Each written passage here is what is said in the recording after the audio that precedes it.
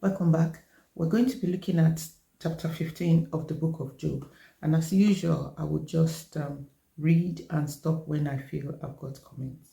So from verse 1. Then Eliphaz the Temanite answered and said, so this man is spoken to Job before. I think this is the second round of response to Job. Now in verse 2 he said, should a wise man answer with empty knowledge and fill himself with east wind? And I just thought, what does it mean by empty knowledge?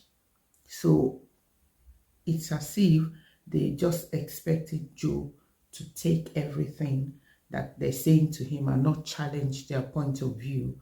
And so they're not happy.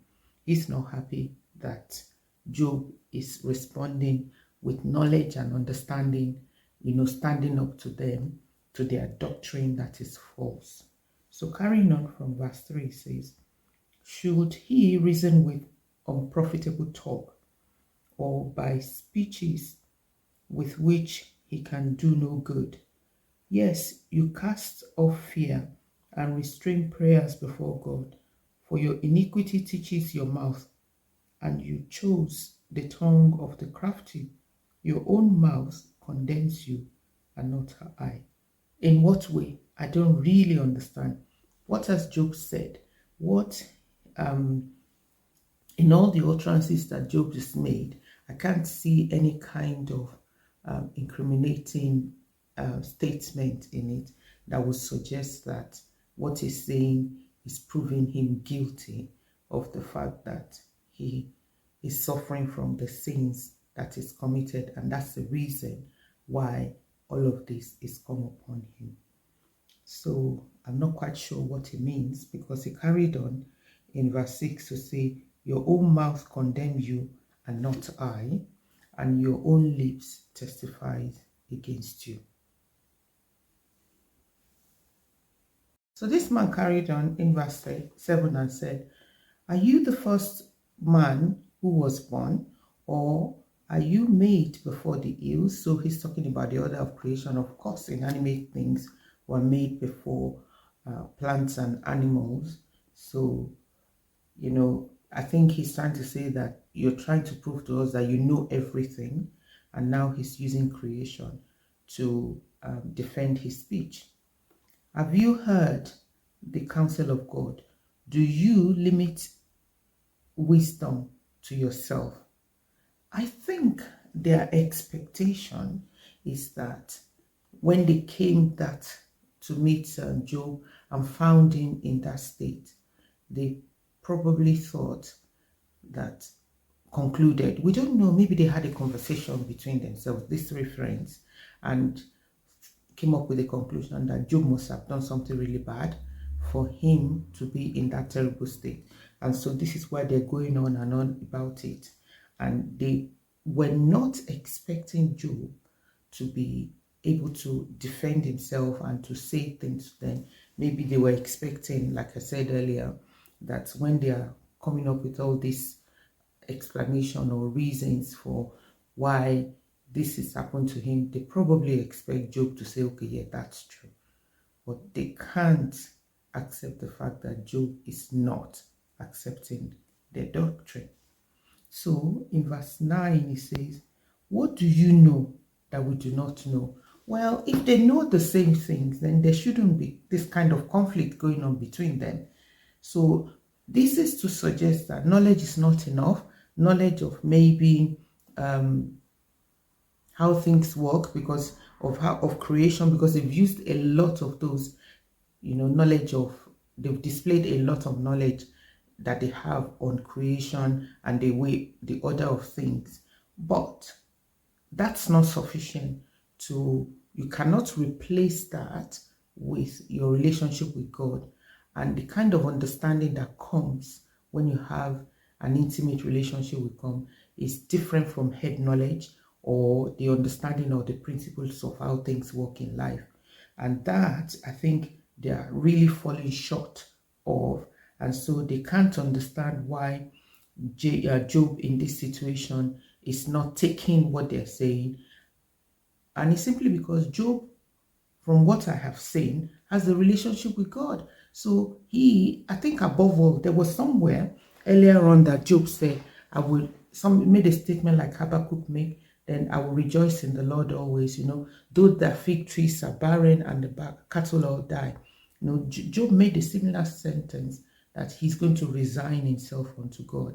That is somebody that has faith or has a kind of relationship with the Lord. So he knows that God is good and that God, yes, he may have allowed this. He has a reason, and hopefully that the Lord will speak to him about it. That's why he's persisting in asking God or speaking, challenging God at some times. So going back to the first part of verse 9, it said, what do you know that we do not know? What do you understand that is not in us? Maybe he wasn't asking that question sincerely, because if he was asking that question sincerely, he should have listened to what Job is saying and, taking a leaf from there to see there must be more to what is happening than what we know or at the understanding that we have of the way things work, because that is what is keeping Job and making him not to succumb to their constant pressure that he must have done something wrong. So in verse 10, this man said, both the gray-haired and the aged are amongst us. Maybe this is probably suggesting that the other two are older than Job. I don't know, maybe that's what it means, but it looks like that. And much older than your father. In other words, well, in what he's saying here, we don't know if Job's father was still alive, because there's no reference to it. I haven't seen any reference to Job's father up until here. But that does not diminish from the story or from the happenings of what is going on with Job, or the story that we're reading, if his father is still alive. Anyway, so he carried on to say, are the consolations of God too small for you, and the word spoken gently with you? Okay, so in other words, we've been gently telling you about the fact that you've done something wrong, repent, so that the Lord will forgive you and restore you. But, Job is not giving in. So they are having rounds, because I think this is the second round of discourse that Job is having with this man, and the three of them. So all of them have had the first round, and now he's coming back again. So they're taking their time. They want to wear Job down. And I'm beginning to think, where is the empathy? Where is the wanting to be with your friend in a time like this? Why do they want to ram their understanding down his throat? There's no love in this. It does not suggest to me that they sincerely care about their friend Job. Now, carrying on, it says, are the consolation of God too small for you, and the words spoken gently with you? Why does your heart carry you away? And what do your eye wink at, that you turn your spirit against God? And let such words go out of your mouth. What words? Is it that he's questioning God, or saying the things that he's saying? Yes, I do not like the way that Job sometimes speaks as if he's wishing death. He certainly wanted to die. I don't like that. But I'm not in Job's shoes, and I'm not going to pretend that I know the way he was feeling with the scale of the experience, the loss that he has experienced. Neither are these men, so they should let him be. And I believe that one of the ways you can demonstrate that you love somebody is to allow them to be themselves. They're not allowing him to be himself. So their friendship, or the genuineness of their care, of their friendship with Job, is very questionable. What do you think? Just thinking about our everyday life now, I know that we're not living in isolation, and our relationship with people would necessitate us interacting and sometimes going through living experiences with people. But in the heart of all of this, or even in our relationship with people, we should still not lose our individuality, and be gracious enough to allow people to be themselves and to be able to make their decisions, to guide them through gently. This reminds me, I've been reading the book of Philemon and studying with a friend, and the way Paul handled Onesimus and the relationship between him and Philemon, I think just shows maturity. And that's the kind of thing I would have expected from this friend, because Paul, even though he was in a position to command Onesimus to go back to his master, Onesimus was a runaway slave, he also was in a position to command Philemon to take Onesimus back.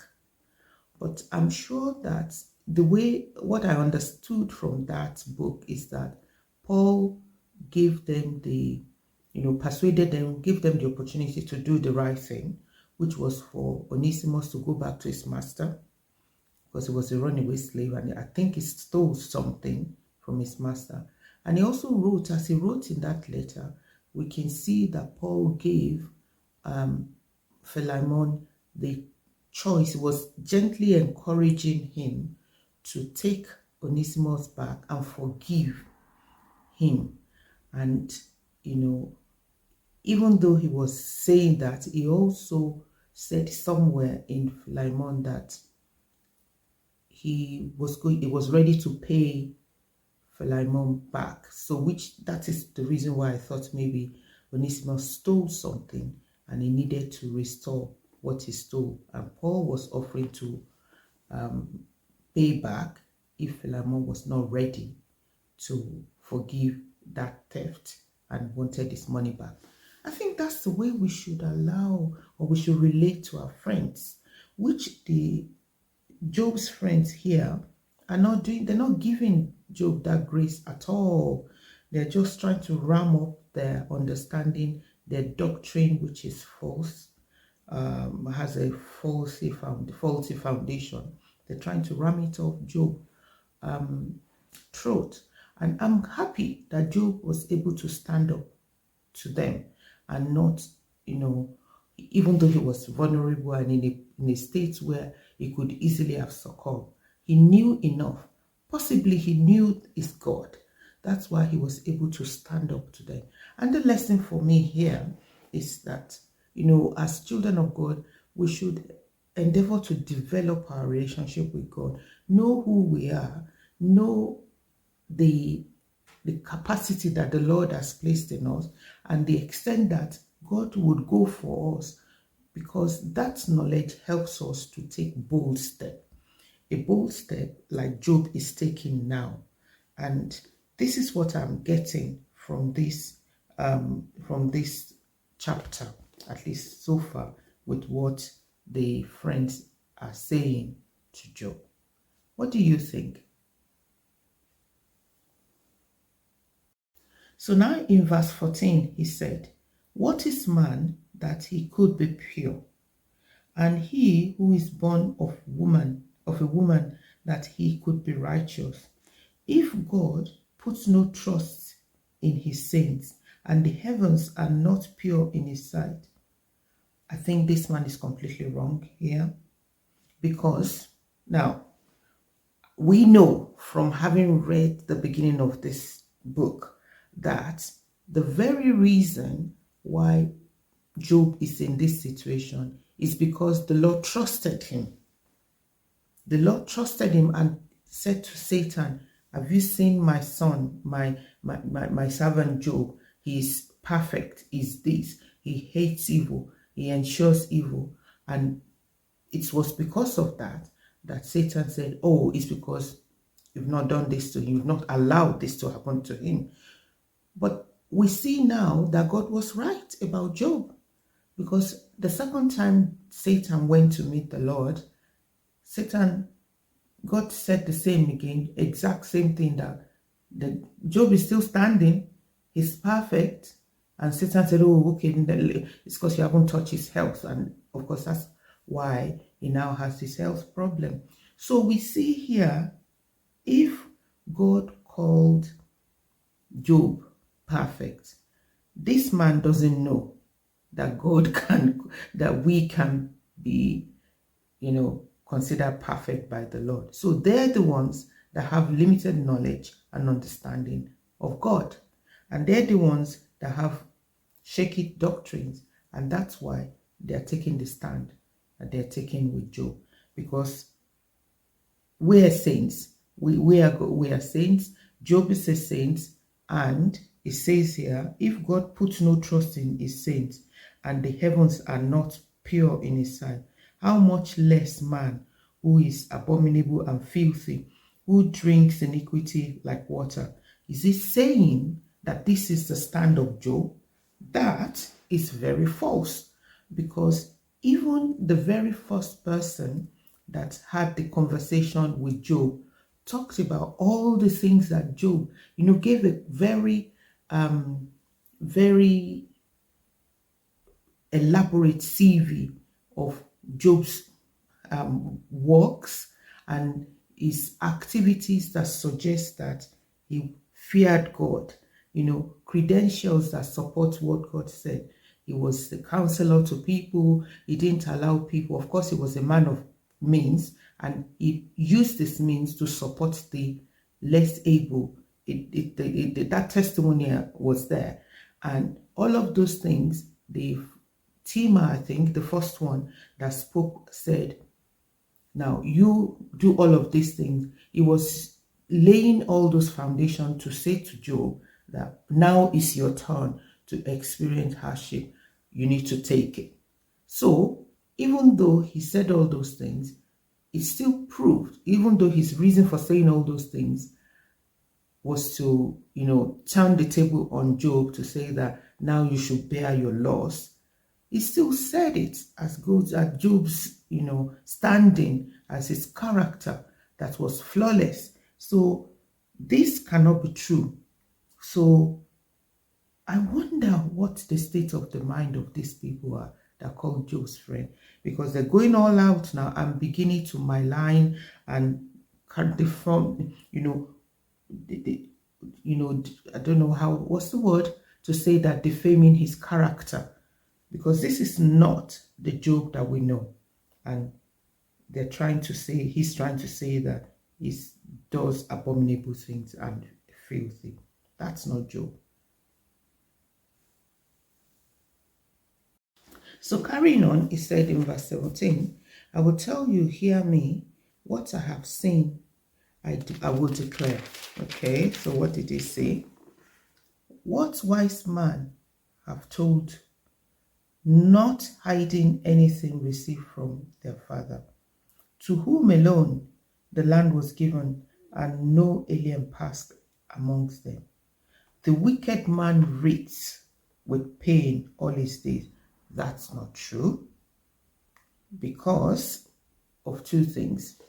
Number one, we know in this world, and a lot of record of things that we have recorded in things, men and experiences of men we have recorded in scriptures, of men that were not good and they did not reach with pain in his days. So it could only have said this to mean that Job is wicked, and that's why he's experiencing this. But we know it is not true as well. So let's carry on. And the number of years is hidden from the oppressor. Dreadful sounds are in his ears. In prosperity, the destroyer comes upon him. I think he's been very malicious here. Verse 22, he does not believe that he will return from darkness, for a sword is waiting for him. He wanders about for bread, saying, where is it? He knows that a day of darkness is ready at his hand. Trouble and anguish make him afraid. They overpower him like a king ready for battle. For he stretches out his hand against God and acts defiantly against the Almighty. What's he talking about? I don't know what it means by all of these things he's saying. What do you think? So carry on in verse 26, it said, running stubbornly against him with a strong embossed shield, though he has covered his face with fatness and made his wrists heavy with fat. He dwells in desolate cities, in houses with no one, which no one inhabits, which are destined to become ruins. He will not be rich, nor his wealth continue, nor his possessions overspread the earth. He will not depart from darkness, and the flame will dry out his branches, and by the breath of his mouth he will go away. Let him not trust in futile things, deceiving himself, for futility will be his reward. It will be accomplished before his time, and his branch will not be green. Now, I like to stop here and see the record of what Job said in chapter 14, verses 7 to 9. It says there, for there is hope for a tree, and if it is cut down, that it will sprout again, and that its tender shoot will not cease, though his roots may grow old in the earth, and his stump may die in the ground, yet in the scent of water it will bud and bring forth branches like a plant. So Job was saying that, even though what the reason he was saying that was because he thought there's no hope for him, that even a cut down tree has hope, that he doesn't have hope. But this is where you would know. This is where you will know that his friends don't have good intentions for him, because this man is now saying that his branch will not be green. And all of the things he's been saying is just to justify that Job is a wicked man, and so this is the end of him. We know he cannot be he's very wrong, because we know the end of Job, even though they didn't know at this point in their lives and where they were having all this conversation. Even Job did not, I don't think he would have imagined how the Lord would turn his situation around. But these are supposed to be men that came to sympathize or empathize with him.